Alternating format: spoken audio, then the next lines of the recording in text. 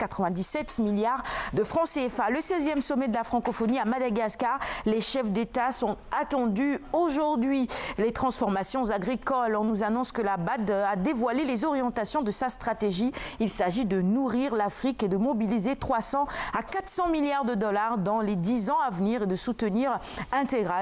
d'apporter un soutien intégral au Sénégal à l'initiative. La 25e foire internationale de Dakar, faire du Sénégal un hub multiservice régional. Et puis retenez que l'Éthiopie est l'invité d'honneur cette année. Le classement FIFA, le Sénégal, première équipe de football d'Afrique. C'est le cas, en tout cas selon le classement FIFA actuellement. On est la première équipe de football d'Afrique. Bon, à la fin, on va peut-être faire un petit commentaire là-dessus.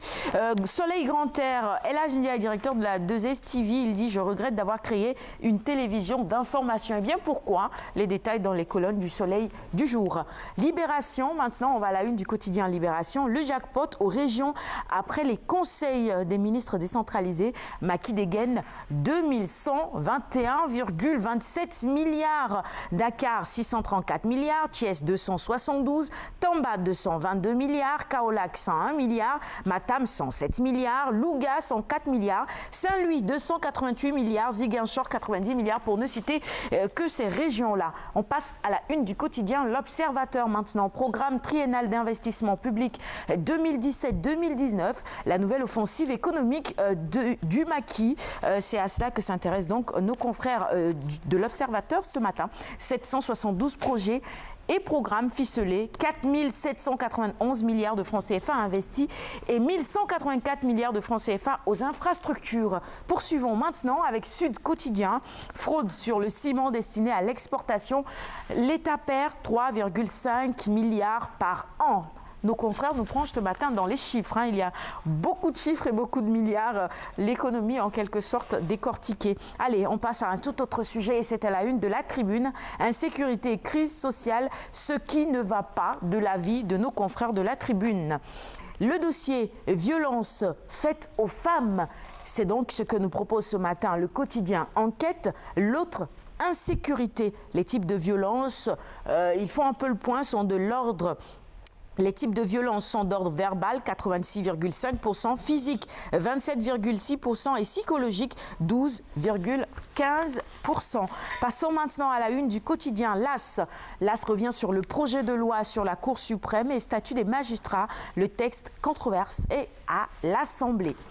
Poursuivons maintenant avec le quotidien Souleymane Boum Daouda Diop en garde à vue à la section de recherche. Le DHC en haute compétition à Colobane. Il est soupçonné de complicité, de blanchiment et d'escroquerie. Poursuivons maintenant avec 24 heures info. Délocalisation annoncée de la foire à Diamniadio. Les prédateurs fonciers rôdent autour du CICES, une école de commerce, et Lucas en embuscade. Et puis loi de l'Omerta circulée. On n'a rien à dire. On passe à la une du quotidien Le Témoin. Quand le rêve américain vire au cauchemar, voyage au cœur de la diaspora sénégalaise aux États-Unis. Plus de détails évidemment dans les colonnes du quotidien Le Témoin. Et on passe sans transition donc aux journaux spécialisés en sport avec Stade pour démarrer.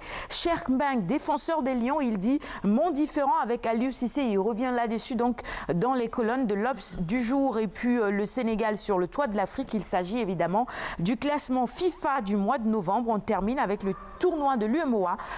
26 novembre au 3 décembre, on nous annonce que le coach Joseph Koto et ses poulains évidemment sont à Lomé avec 20 juniors. Terminons cette revue des titres maintenant avec Sounou Lamb. Gouigui se fâche. Gouigui se fâche contre le Baïfal. Il dit « J'ai pris Boignan pour lui fermer le bec ». On y est habitué à ces déclarations de nos lutteurs. Boignan 2 ne verra que du feu. Ses victoires à Guédiawaye sont terminées. Il aura la surprise de sa vie dans ce combat. Et puis, c'est le Gouigui de 2012 qui va revenir. En tout cas, on l'espère. Voilà, ce sera donc tout pour la revue des titres de ce matin. Merci de l'avoir suivi. Le Sénégal sur le toit de l'Afrique. Très rapidement, Alioune Badara Kane. On n'est pas réellement encore sur le toit de l'Afrique. Ça, c'est juste le titre, le classement FIFA accroché pour faire vendre. Mais